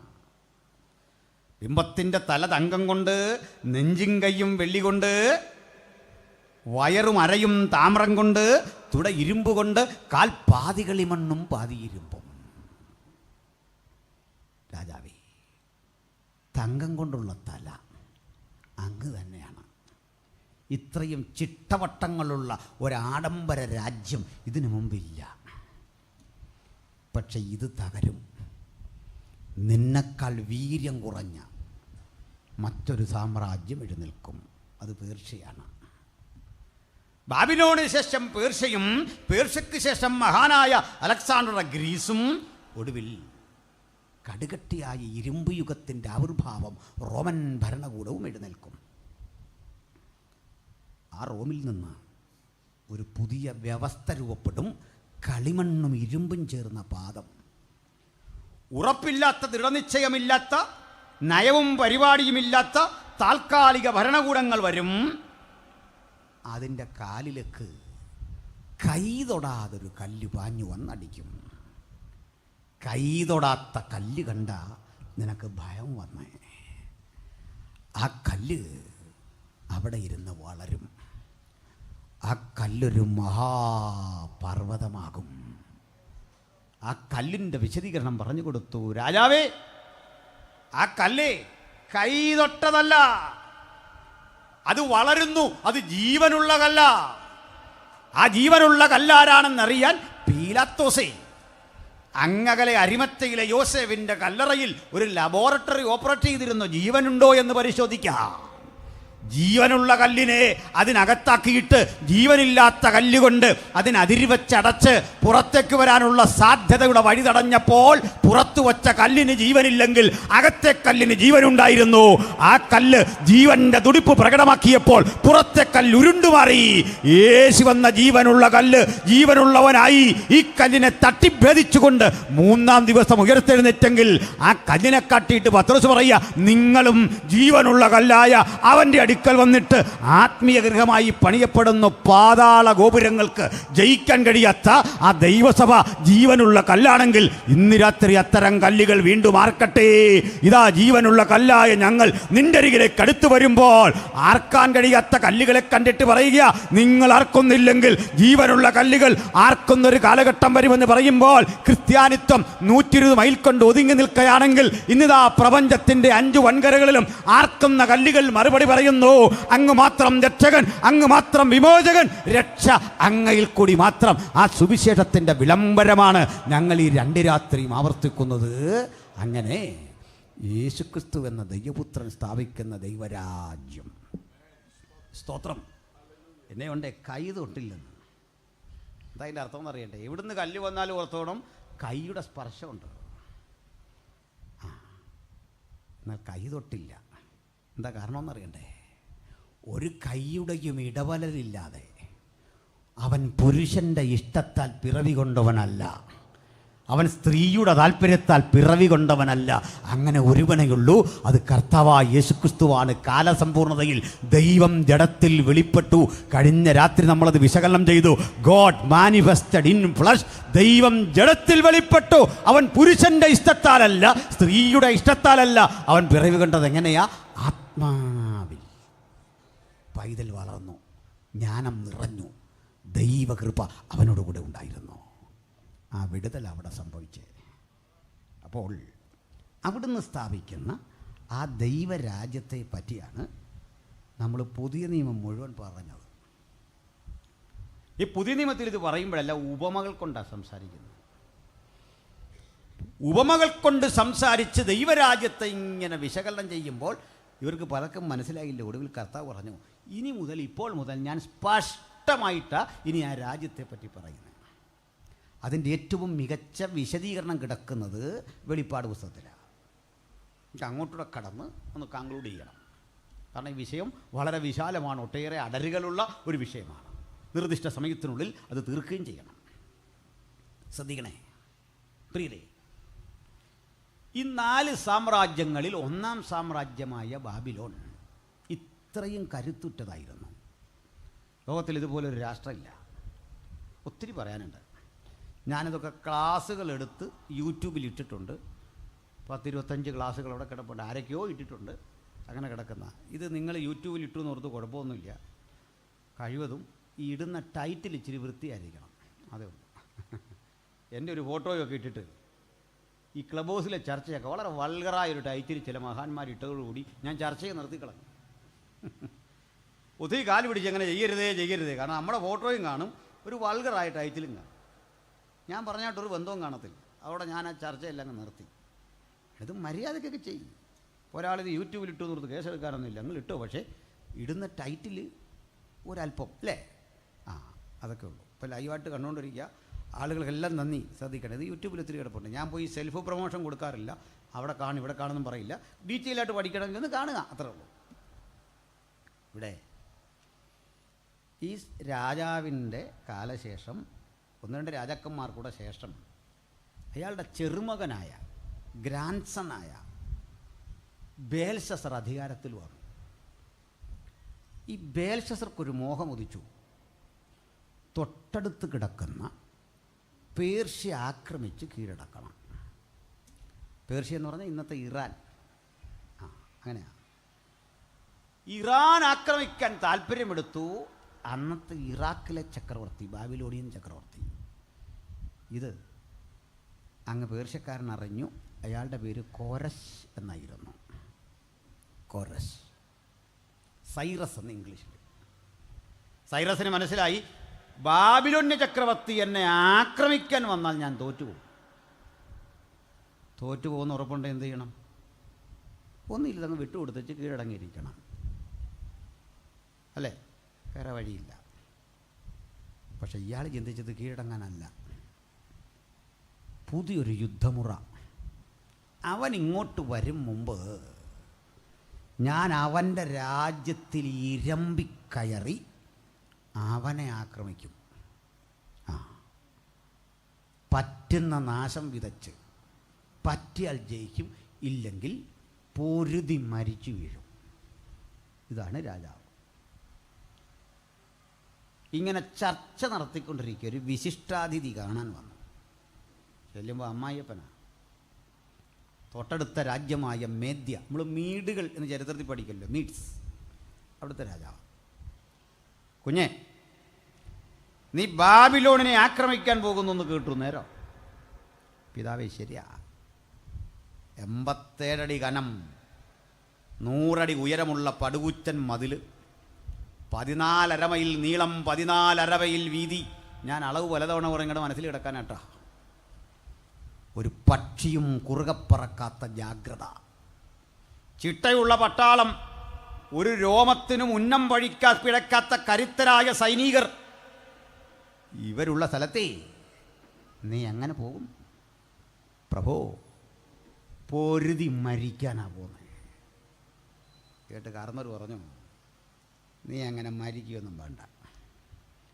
നീയേ തോൽക്കത്തൊന്നുമില്ല, യുദ്ധം നീയേ ജയിക്കൂ. ഞാനും വരും നിൻ്റെ കൂടെ, എൻ്റെ സൈന്യം. പുള്ളി പറഞ്ഞു, വേണ്ട, ഞാൻ പോയിക്കഴിഞ്ഞാൽ അങ്ങയുടെ മകളും കുഞ്ഞുങ്ങളും ഈ രാജ്യവും നീ നോക്കണം. അങ്ങയുടെ കയ്യിൽ തന്നിട്ടാ പോന്നേ. തോറ്റാൽ, പരാജയപ്പെട്ടാൽ അങ്ങിതെടുത്തുകൊള്ളണം. അദ്ദേഹം പറഞ്ഞു, കുഞ്ഞേ, ഈ അപ്പൻ ജീവിതം എത്ര കണ്ടതാ, നീ തോൽക്കില്ല. എന്താ കാര്യം എന്നറിയും? ഒരു പക്ഷിയും പറന്നിറങ്ങാത്ത അവൻ്റെ രാജ്യത്തിൽ നുഴഞ്ഞു കിടക്കാൻ ഞാനൊരു രഹസ്യ വഴി കണ്ടു. അതെങ്ങനെ? കേൾക്ക്. അവൻ്റെ രാജ്യത്തിൻ്റെ ഒത്ത നടുവിലൂടെ ഒഴുകുന്ന യൂഫ്രട്ടീസ് നദിയിലേ, അത് ഞാൻ ചിറകെട്ടി വറ്റിച്ചു വെള്ളം ഗതി തിരിച്ചു വിട്ടു. ഉണങ്ങിയ നദിയുടെ 2 വശത്തുകൂടി പടയാളികൾ ഒട്ടകപ്പുറത്തും കുതിരപ്പുറത്തും കഴുതപ്പുറത്തും ആയുധങ്ങൾ വച്ച് കെട്ടി സുഗന്ധ വ്യാപാരികളുടെ വേഷത്തിൽ അകത്ത് കടന്നു. അവരെ ഒരു വിസിൽ മുഴങ്ങേണ്ട താമസം അടി വരാൻ പോവാ. കേൾക്കുന്നുണ്ടോ? ചെറുപ്പക്കാരുണ്ടേ, കേട്ടോ? പെണ്ണ് കെട്ടുകയാണ്, ഇത്തരം വീട്ടിൽ നിന്ന് കെട്ടിക്കോണം. ഞാൻ ഇന്നും രാവിലെ ഒരുത്തനോട് പറഞ്ഞു പെണ്ണ് കെട്ടാൻ. ഉണ്ടോ? അമ്മായിപ്പം ചെയ്ത പണിയുണ്ടോ? അല്ല, സൂപ്പർ അടി. ഒറ്റ വിസിൽ അടി വരാൻ പോവാണ്. സ്തോത്രം. അപ്പൻ്റെ ബുദ്ധി കണ്ട് അമ്പരന്ന് പോയി ചെറുപ്പക്കാരൻ. എന്നാലും പുള്ളി പറഞ്ഞു, ഞാനേ കാര്യമൊക്കെ നല്ല, പക്ഷേ ഈ ഒളിയുദ്ധം എനിക്ക് ബുദ്ധിമുട്ടാണ്. നേരെ വരും. അപ്പോഴങ്ങനെ പോരെ. ഇദ്ദേഹം നേരെ ഇങ്ങ് വരുമ്പോൾ 100 കതകം പ്രവേശന കവാടമുണ്ടല്ലോ, അത് മലർക്ക തുറന്നു കിടക്കുന്നു. ബൈബിളിൽ നിന്നുള്ള വായിച്ച് കേൾപ്പിക്കാം. ഇന്ത്യ പോയോ വായിച്ച ആൾ? നിർണായക സമയത്ത് സ്ഥലം വിട്ട് കളഞ്ഞു. യെശയ്യാപ്രവചനം 45:1 മുതൽ ഒന്ന് വായിച്ചുകൊള്ളൂ. 45:1 മുതൽ പെട്ടെന്ന് വായിക്കണം.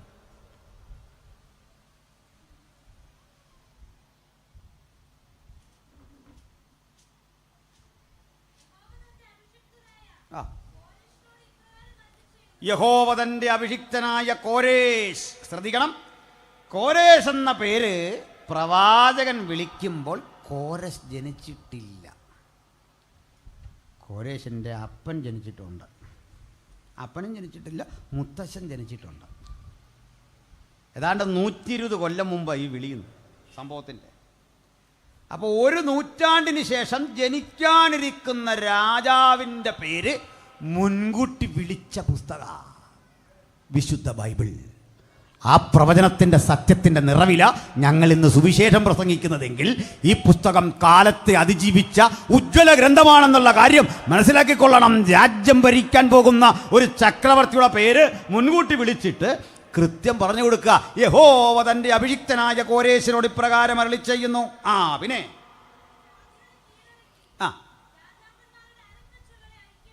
അല്ലയോ കോരേശ്, നീ രാജ്യങ്ങളെ കീഴടക്കി രാജാക്കന്മാരുടെ അരക്കച്ചകളെ അഴിക്കും. പിന്നെ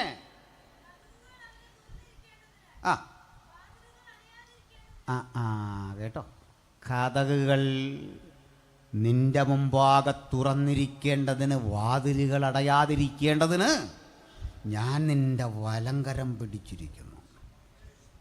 ഏത് കഥകാന്ന് മനസ്സിലായോ?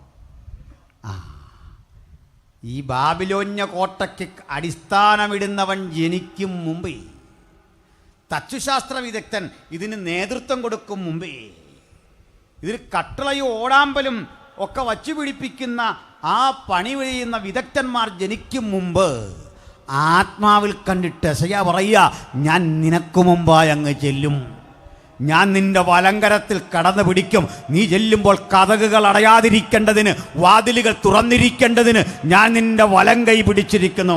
പിന്നെ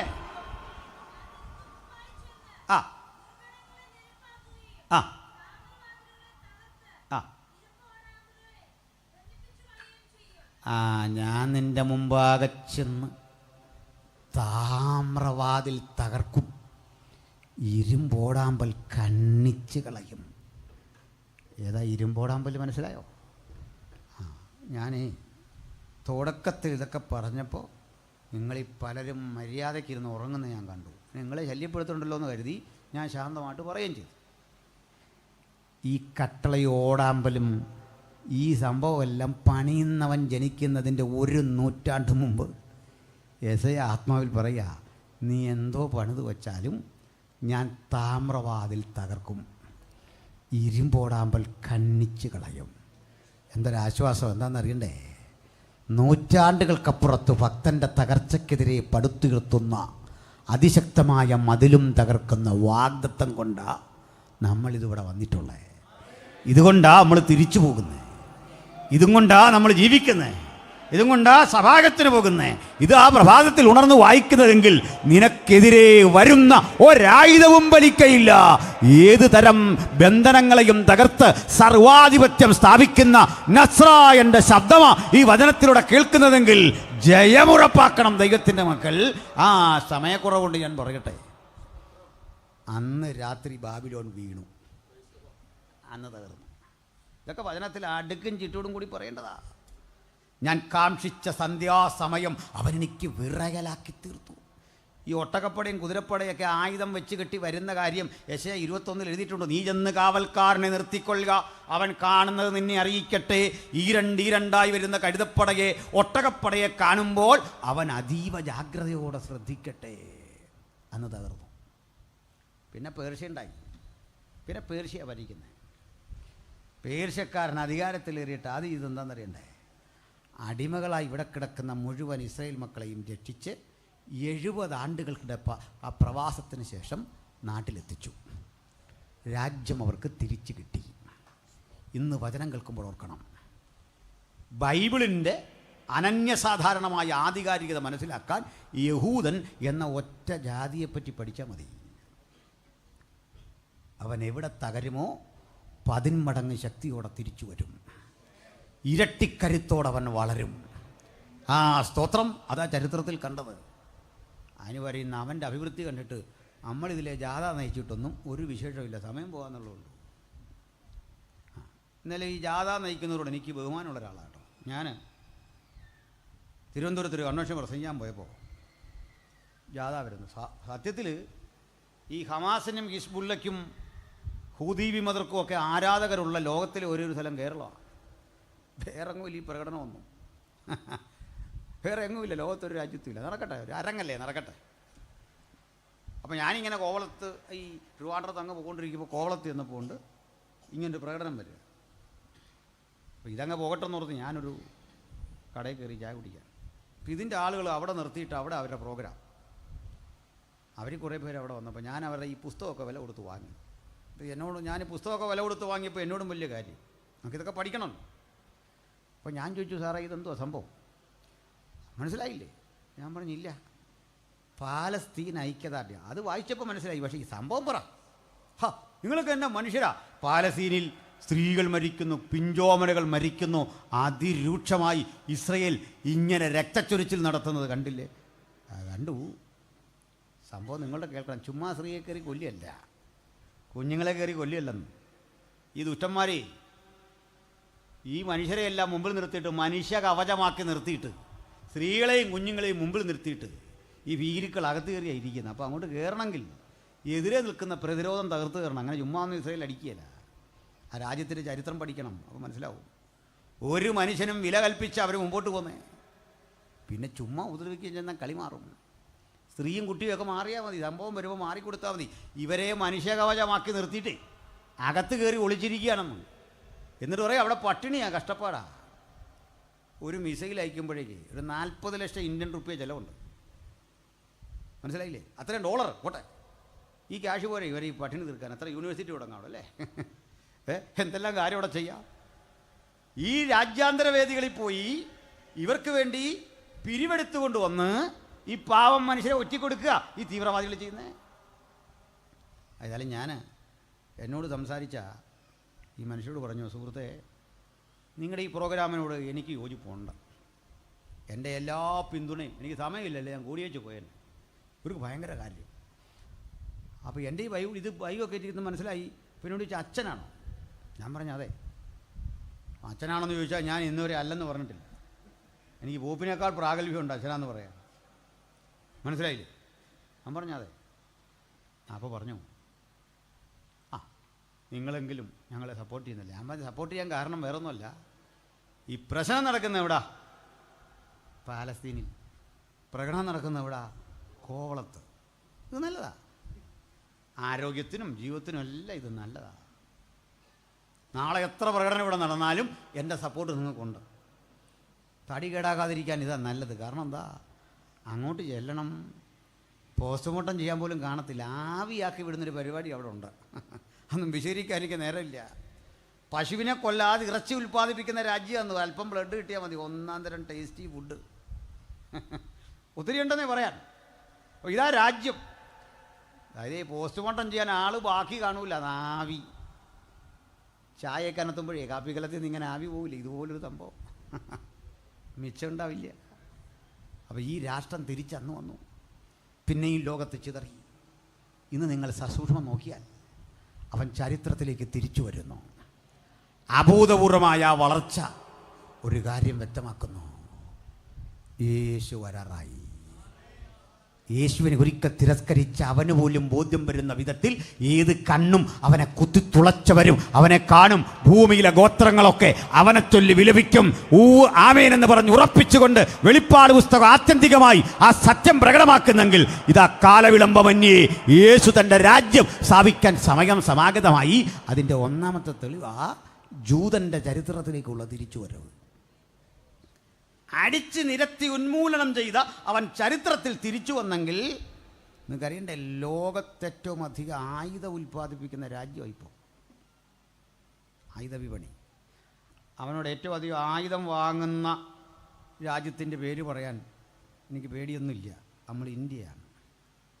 പിന്നെ ഇതിലെ 2 പ്രകടനം പോയി നിർത്തുന്നു, ഇന്ത്യ ആയുധം വാങ്ങാതിരിക്കുകയില്ല. ഇതുകൊണ്ട് ആ കാർഗിലിൽ നിന്നൊക്കെ ഭീകരവാദിയിൽ ഓടിച്ച നമ്മൾ അത്യാധുനിക ആയുധം കൊണ്ട്.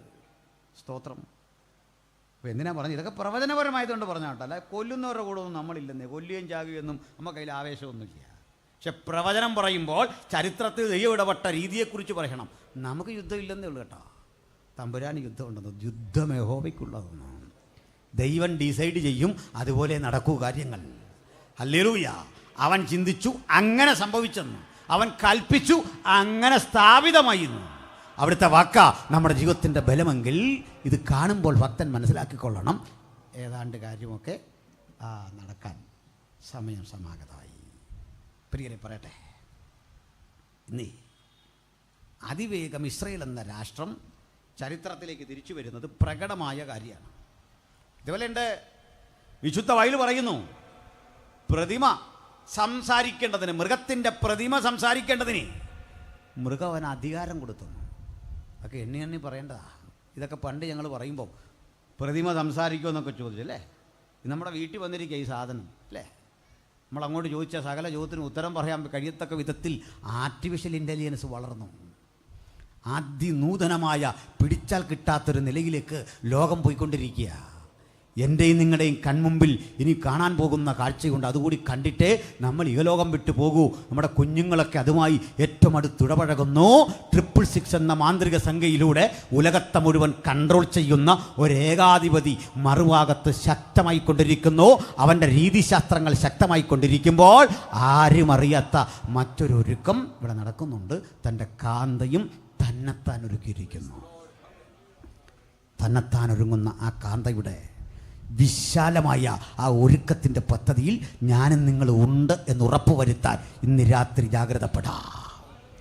ഹല്ലേലൂയ. നമ്മുടെ കർത്താവ് വരാറായി എന്ന അവബോധത്തോടെ നമുക്ക് നാളുകൾ എണ്ണിക്കഴിയാം. യേശു വരാറായി, നമ്മുടെ കർത്താവ് വരാൻ സമയം സമാഗതമായി. ആ കർത്താവിനെ എതിരേൽക്കാനുള്ള വ്യഗ്രത ഒട്ടും കളയാതെ ഉത്തരവാദിത്വ ബോധത്തോടെ നമുക്ക് നിൽക്കാം. ഈ നാളുകളിലൊന്നിൽ കാഹളം ധ്വനിക്കും. ദൈവത്തിൻ്റെ മക്കൾ അവൻ്റെ സന്നിധിയിൽ എടുക്കപ്പെടും. എതിർക്രിസ്തുവിന് 3 പേരെയാണ് ഈ സേറ്റനിക് പദ്ധതിയിൽ വെളിപ്പാട് ദിവസം പറയുന്നത്. ലൂസിഫർ എന്ന പഴയ പാമ്പ്, പിന്നെ മൃഗം എന്ന് പറയുന്ന ഒരേകാധിപതി അല്ലെങ്കിൽ എതിർക്രിസ്തു, ഒരു കള്ളപ്രവാചകൻ. ഇവരിൽ ലൂസിഫർ എന്നവനെ പിടിച്ചു ബന്ധിച്ച് 1000 ആണ്ട് പുറത്തേക്ക് വരാതെ ഒരു സ്ഥലത്തങ്ങ് ലോക്ക് ചെയ്യും. മൃഗത്തെയും കള്ളപ്രവാചകനെയും പിടിച്ചു കെട്ടി ഗന്ധക തീപ്പൊയ്കയിൽ തള്ളും. അവരുടെ കൂടെ കുറേ ഒരു ഗാങ്ങൊക്കെ ഉണ്ടാവും. അവനാ ഈ നരകം ഓപ്പൺ ചെയ്യുന്നു, അവിടെ കിടക്കും. എന്നിട്ടേ പിശാചുക്കളില്ലാത്ത, ദുഷ്ടതയില്ലാത്ത ഒരാദർശ ലോകം 1000 ആണ്ട് ഈ ഭൂമിയിൽ നിങ്ങൾക്ക് കാണാം. ഇതാ ബൈബിളിൻ്റെ പഠനം. 1000 കൊല്ലം. അതിനാണ് നമ്മളൊരു പേര് പറയുന്നത് സഹസ്രാബ്ദ വാഴ്ച. മനസ്സിലായോ? 1000 ആണ്ട്. ലൂസിഫർ ഇല്ല, മൃഗവും കള്ളപ്രവാചകനെല്ലാം പോയി, നേരത്തെ പോയി. പക്ഷെ മരണമൊക്കെ ആ ലോകത്തുണ്ട്. ശിശു 100 വയസ്സുള്ളവനായി മരിക്കും. മരിക്കാൻ നമ്മളാരും അല്ല. നമ്മുടെ ബോഡിക്കൊരു പ്രത്യേകതയുണ്ട്. മരണമില്ലാത്തൊരു ശരീരത്തിലാണ് ഭക്തൻ ഉയർത്ത ദൂതതുല്യരാകും. ദൂതതുല്യരായുള്ള പ്രത്യേകത അറിയോ? എപ്പോഴും മനുഷ്യനെ പോലെ പെരുമാറാമെന്ന്, മനുഷ്യനെ പോലെ ജീവിക്കാമെന്ന്. മനസ്സിലായില്ല? അബ്രഹാമിൻ്റെ വീട്ടിൽ വന്ന 3 ദൂതന്മാരെങ്ങനെ ആ വീട്ടിൽ വന്നോ ഇതുപോലെ ഭൂമിയിൽ ജീവിക്കാമെന്ന്. അതേ സമയത്ത് മറ്റൊരുത്ത് പ്രത്യക്ഷമാകാമെന്ന്. അതേ സമയത്ത് ദൂതശരീരത്തിൽ പ്രത്യക്ഷനായി ഏത് ഗോളത്തിലും ചെന്നു പറ്റാമെന്ന്. അങ്ങനെയുള്ള രൂപാന്തര ശരീരികളായ നമ്മൾ മനുഷ്യരെ പോലെയും തോന്നിപ്പിക്കും, ദൂതനായി മാറുകയും ചെയ്യും. ഗബ്രിയേലും മീഖായേലും ഒക്കെ പോലെ നമ്മളാകുമെന്ന്. ജെൻഡർ വ്യത്യാസമില്ല, അതൊന്നും പറയുന്നില്ല ഞാൻ. ഇനിയേ 1000 ആണ്ട് വാഴ്ച വാസ്തവത്തിൽ നമ്മളോട് കർത്താവ് പറഞ്ഞ വാഗ്ദത്തമല്ല, സഭയോട് പറഞ്ഞല്ല. സഭയുണ്ട്. കാരണം എന്താ? കാന്തനുള്ളിടത്ത് കാന്തയുണ്ട്, അതാ കാര്യം. നമ്മളുണ്ടെന്നേ ഉള്ളൂ. ഇതാരോട് പറഞ്ഞാന്നറിയണ്ടേ? പഴയ നിയമ ഭക്തന്മാരോട് പറഞ്ഞ കാര്യം. അല്ലെങ്കിൽ പാപം ചെയ്യാത്ത ആദമേ, നീ ഇപ്പോൾ പാപിയായി പാപം ചെയ്യാതിരുന്നെങ്കിൽ നിൻ്റെ ഒരു ദിവസം എങ്ങനെ ഇരിക്കും? അതിൻ്റെ പേരാ 1000 ആണ്ട് വാഴ്ച. എത്ര ആനന്ദമാണ്! നമ്മൾ പാപരഹിതരായിരുന്നെങ്കിൽ ആ ലോകമൊന്ന് കാണിച്ചു തന്നാൽ ഇങ്ങനെ ഇരിക്കുമെന്ന്. വീണ്ടും നന്ദി കെട്ട മനുഷ്യൻ അധികാരമോഹികളായി വീണ്ടും ഒരിക്കൽ കൂടി പുത്രനെതിരെ കളമൊരുക്കിക്കൊണ്ട് യുദ്ധത്തിനടുത്ത് വരും. അടുത്ത് വന്നിട്ട് ആ യുദ്ധത്തിൽ യേശു തൻ്റെ പിതാവ് പുത്രനെ വലത്തുഭാഗത്തിരുത്തിയിട്ട് ആത്യന്തിക വിധിക്ക് വേണ്ടി പിതാവ് തയ്യാറെടുക്കും. ഞാൻ നിൻ്റെ ശത്രുക്കളെ നിൻ്റെ പാദപീഠമാക്കുവോളം നീ എൻ്റെ വലത്തുഭാഗത്തിരിക്കുക.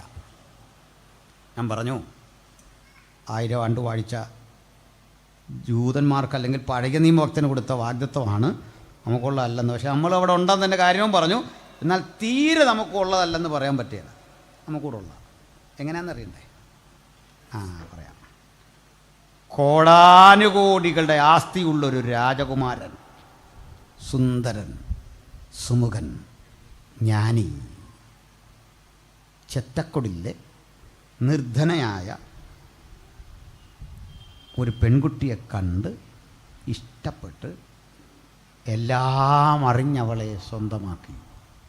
ഒരാദർശ വിവാഹം. കാര്യം ആദർശമൊക്കെ കൊള്ളാമെങ്കിലും ഈ പെൺകുട്ടിയുടെ കൂടെ ഒരു ദിവസമെങ്കിലും അവളുടെ വീട്ടിൽ ഈ രാജകുമാരൻ കഴിയണം. വേണ്ടേ? ആ പാവം സാധു പെൺകുട്ടിയുടെ പേരാ സഭ. ആ സഭയും കാന്തനും ഒരുമിച്ച് കഴിയുന്ന ഇഹലോക ജീവിതത്തിലെ സംവിധാനത്തിൻ്റെ പേരാണ് മില്ലീനിയം അഥവാ സഹസ്രാബ്ദ യുഗം. ആ സഹസ്രാബ്ദം കഴിഞ്ഞിട്ട് നമുക്കൊരു നിത്യത. ആ നിത്യതയുടെ ഒരു ക്യാപിറ്റൽ സിറ്റി പുതിയ യെരൂശലേം. ആ പുതിയ യെരൂശലേമിൻ്റെ സവിശേഷത, ദൂതൻ അതിനെ ഒരു ചരട് കൊണ്ടളന്നു, ഒരളവുകൾ കൊണ്ടളന്നു. ദൂതൻ്റെ അളവിനാൽ എന്ന് വച്ചാൽ മനുഷ്യൻ്റെ അളവിനാൽ 1200 നാഴിക എന്ന് കണ്ടു. അത് പറഞ്ഞ് നമുക്ക് ഇങ്ങനെ നിർത്താം. പ്രിയരേ, 1200 നാഴിക എന്ന് പറഞ്ഞാൽ ഗ്രീക്കിലൊരു വേർഡ് കിടപ്പുണ്ട്, സ്റ്റാഡി എന്നൊരു പദമാണ്. സ്റ്റാദി. ഈ സ്റ്റാദിയിൽ നിന്നാണ് സ്റ്റേഡിയം എന്ന പദം വരുന്നത്. ഗ്രീസിലെ ഒരു ഓട്ടക്കാരൻ ഒരു ഓട്ട മത്സരത്തിൽ ഓടി ഫിനിഷ് ചെയ്യുന്ന പരമാവധി ദൂരമാണ് ഏതാണ്ട് ഒരു 700 മീറ്റർ. 700 മീറ്ററിൽ താഴെയുള്ള ദൂരം, 1/4 കിലോമീറ്റർ. ഇങ്ങനെയുള്ള ഒരു സ്റ്റേഡിയത്തിൻ്റെ വലിപ്പമാണ് ഒരു സ്റ്റാദി. 1200 മുഴം നീളം. എത്ര കിലോമീറ്റർ ഉണ്ടെന്ന് നോക്കണം. കുറഞ്ഞ പക്ഷേ ഒരു 700 കിലോമീറ്റർ ഇങ്ങനെ നീളം. അത്രയും വീതി, അത്രയും ഉയരമുള്ള ഒരു മഹാനഗരം. ഭർത്താവിനായി അലങ്കരിച്ച കന്യകയെപ്പോലെ സ്വർഗത്തിൽ നിന്ന് ഇറങ്ങി വരുന്നത് ഞാൻ കണ്ടു. കുഞ്ഞാടതിൻ്റെ വിളക്കായി എണ്ണമില്ലാത്ത യുഗങ്ങൾ തൻ്റെ കാന്ത അവനൊപ്പം നിലകൊള്ളുന്ന മനോഹര നിമിഷം കാർത്ത് നമുക്കിന്ന് ജാഗരിച്ചിട്ട് പറയാം, അങ്ങ് വരും. ആ രാജ്യം ശക്തം, ആ രാജ്യം വ്യക്തം. ഞങ്ങളവിടെ നിൻ്റെ കാന്തയായി എണ്ണമറ്റ യുഗങ്ങൾ നിനക്കൊപ്പം പാർക്കും. ആ പ്രത്യാശ ഉള്ളിലുള്ള ദൈവമക്കൾ അറിയുക. ഇഹലോകത്തിലെ കഷ്ടങ്ങൾ സാരമില്ല, വേദനകൾ സാരമില്ല. നാം അവനെ എതിരേൽക്കാൻ എടുക്കപ്പെടാൻ സമയം സമാഗതമായി. ഹല്ലേലൂയ. ഞാൻ ഇതൊക്കെ ഒരു ക്ലാസ് ആയിട്ട് ഒരിടത്തെടുത്തു. കേട്ടിരുന്നൊരു പയ്യൻ ചോദിച്ചു, നമ്മളിങ്ങനെ അവിടെ ചെന്ന് ഈ പ്രതിഫലമെല്ലാം വാങ്ങി സന്തോഷത്തോടിങ്ങനെ കഴിയുമ്പോൾ കണ്ടവാനം കിരീടങ്ങൾ നമുക്കെല്ലാം കിട്ടി. സത്യത്തിൽ നമുക്ക് ലൂസിഫറിന് പറ്റുപോലൊരു പറ്റുമോ അഹങ്കാരം കാരണം? ഞാൻ പറഞ്ഞില്ല. മനുഷ്യൻ്റെ കാര്യമല്ലേ, നമ്മുടെ ആൾക്കാരല്ലേ പുള്ളി ചോദിച്ചാ. ഞാൻ ഓർത്തപ്പോൾ അതിനകത്തൊരു നേരമുണ്ട് അല്ലേ? അതിനകത്തൊരു സംശയത്തിനൊരു കാരണമുണ്ട്.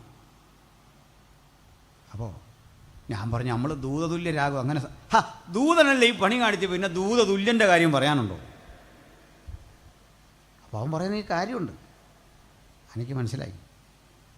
എന്നാലേ ഇത് കേട്ട നാൾ മൂലം എൻ്റെ ഒരു ആഗ്രഹമുണ്ട്. ഞാൻ പറയാറുണ്ട്, കർത്താവേ എന്തിനായി ഒത്തിരി കിരീടം സ്വർഗത്തിൽ ചെല്ലുമ്പോൾ.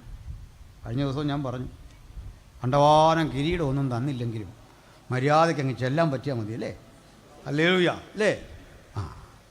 കാരണം ഈ കിരീടത്തെക്കാൾ വിലപിടിപ്പുള്ള ഒരാളവിടെ ഉണ്ട്, അത് യേശുവാണ്. നമ്മളതിനാണ് പോകുന്നത്. കിരീടമൊക്കെ രണ്ടാമത്തെ കാര്യം. യേശുവിനെ കാണാനാണ്. സ്വർഗത്തിലും നിന്നെ അല്ലാതെ ഞാൻ മറ്റൊന്നും ആഗ്രഹിക്കുന്നില്ലെന്ന്. ഓട്ടെ, ഞാൻ ആ പയ്യൻ്റെ അടുത്ത് പറഞ്ഞു, നീ പറഞ്ഞ പോലൊന്നും അവിടെ അഹങ്കാരവും നികളൊന്നും വരികയില്ല. എന്താ കാര്യം? പറയാം. അത് പറഞ്ഞ് ക്ലോസ് ചെയ്തേക്കാം. നമ്മളൊക്കെ രൂപാന്തര ശരീരികളായി വലിയ ട്രാൻസ്ഫോർമേഷൻ നമുക്ക് നടന്നെങ്കിലും ഇന്നലെയും ഇന്നും എന്നേക്കും അനന്യനായ ഒരാളെ അവിടെ കാണാം. അത് ദൈവപുത്രനാണ്. ആ ദൈവപുത്രനൊരു പ്രത്യേകതയുണ്ട്.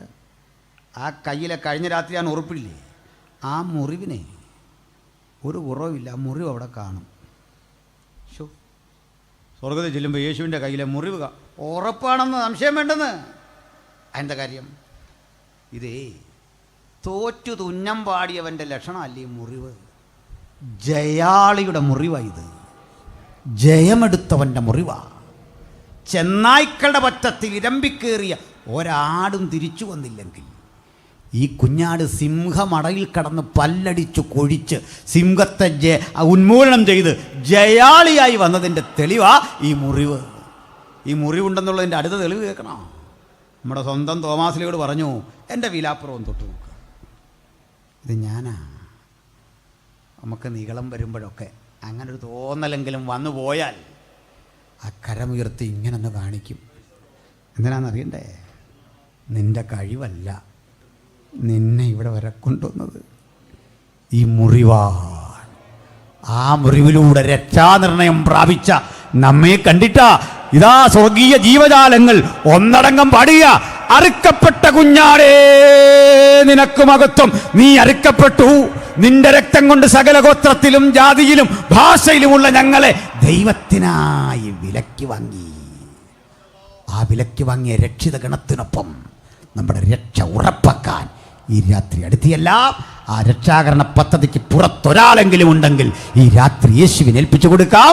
നമ്മെ സർവസ്വം ഏൽപ്പിച്ചു കൊടുത്തോട്ട് പറയാ, നാഥാ നിന്റെ പിന്നാലെ ഇതാ അടിയനും അടിയനും ആത്മസമർപ്പണം ചെയ്യുന്നു.